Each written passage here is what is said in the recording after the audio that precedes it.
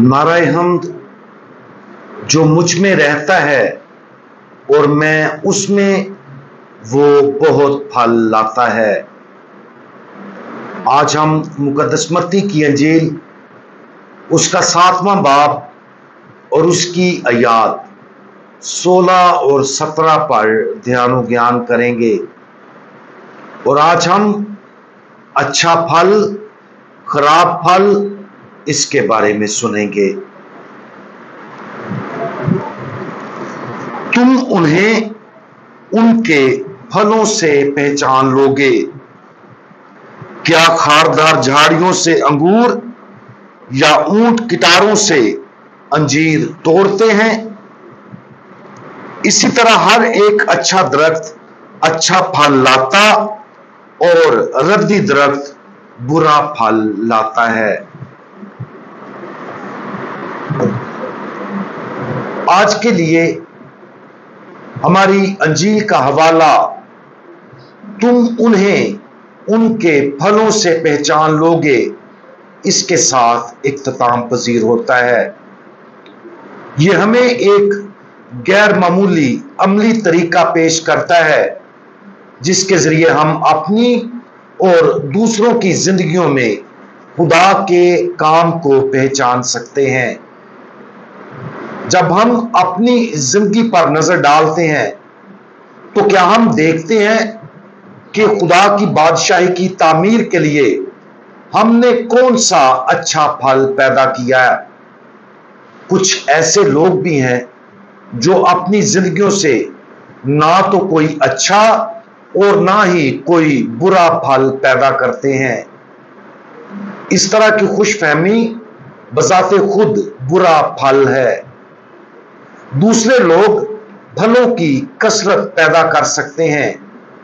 इस तरह इस दुनिया में बहुत से नताइज बरामद होते हैं और वो अपने फलों की बदौलत बहुत से लोगों की जिंदगियों पर असर अंदाज होते हैं और उनके इवामी अमाल से हकीकी फर्क पड़ता है, कभी अच्छाई के लिए और कभी बुराई के लिए। अपनी दुनिया में खुदा के अमाल का अंदाजा लगाते वक्त हमें सबसे पहले बहुत बामकसद होना चाहिए। बुरा हमेशा बहुत फरेब देने वाला होता है और बाकायदगी से अपने बुरे फल को अच्छा बनाकर पेश करता है। मिसाल के तौर पर इसकाते हमल की कानूनी हैसियत अक्सर हमारी दुनिया में चुनाव का हक या सेहत की खिदमत के तौर पर पेश की जाती है, लेकिन किसी भी पैदा होने वाले बच्चे को जानबूझकर पैदाइश से पहले कत्ल करना वाज़ेह तौर पर रद्दी दरख्त से बुरा फल है।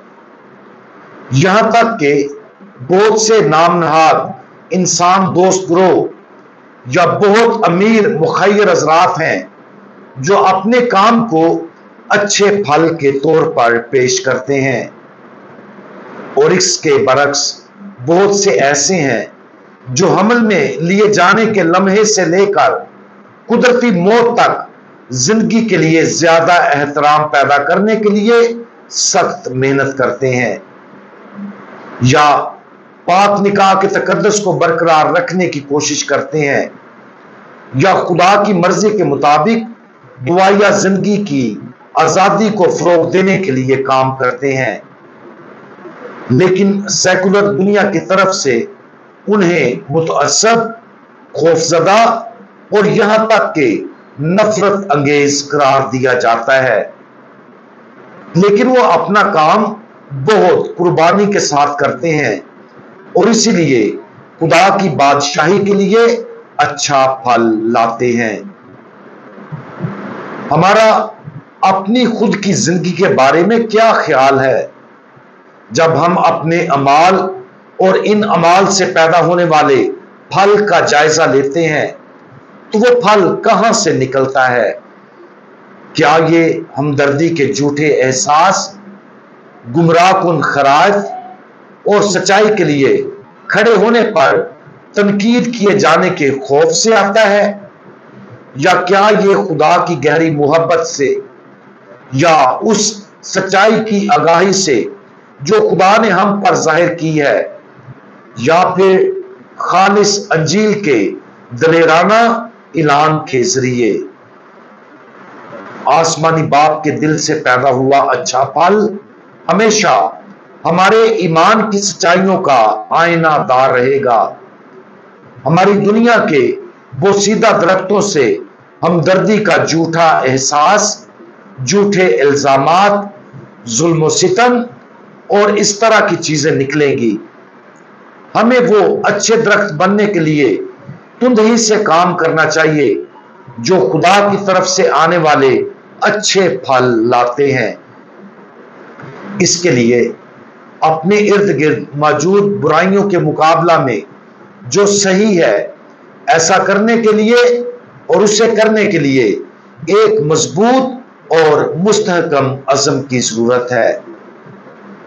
آج خداوند یسوع مسیح کی ان تصویروں پر غور کریں۔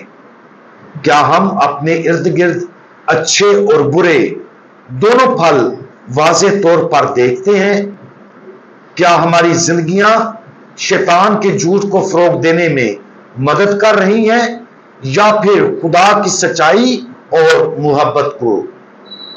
خداوند یسوع مسیح کی واضح تعلیمات سے موازنہ کرتے ہوئے اپنی زندگی کے پھلوں کے ساتھ ساتھ ہماری دنیا کے اندر موجود پھلوں کو معروضی انداز میں دیکھیں۔ اس اچھے پھل کو اپنے پورے دل سے تلاش کریں اور اس کو آگے پھیلانے کے لیے ہر ممکن کوشش کریں، اس کے لیے چاہے کوئی بھی قیمت کیوں نہ ادا کرنی پڑے۔ اس طرح ہم نہ صرف اپنی جانوں اور روحوں کو بچائیں گے بلکہ ہم آسمان کے اچھے پھلوں سے دوسروں کو سیر کرنے میں بھی ان کی مدد کریں گے۔ ہم دعا مانگیں۔ تمام سچائی کے مالک خداوند، آپ اور صرف آپ ہی ہماری اس دنیا میں اچھے اور برے کی پہچان کرواتے ہیں۔ آپ کی سچائی اس اچھے پھل کو ظاہر کرتی ہے جو آپ کی جلالی بادشاہی کی نشو و نما کے لیے پیدا ہوا ہے۔ ہمیں ہمت اور دلوں اور ذہنوں کو وضاحت عطا فرمائیں اور آپ ہمیں آسمانی بادشاہی کے اچھے پھلوں کو ان تک لے جانے کے لیے استعمال کریں جنہیں اس کی اشد ضرورت ہے۔ خداوند یسوع مسیح، ہمارا بھروسہ آپ پر ہے۔ آمین۔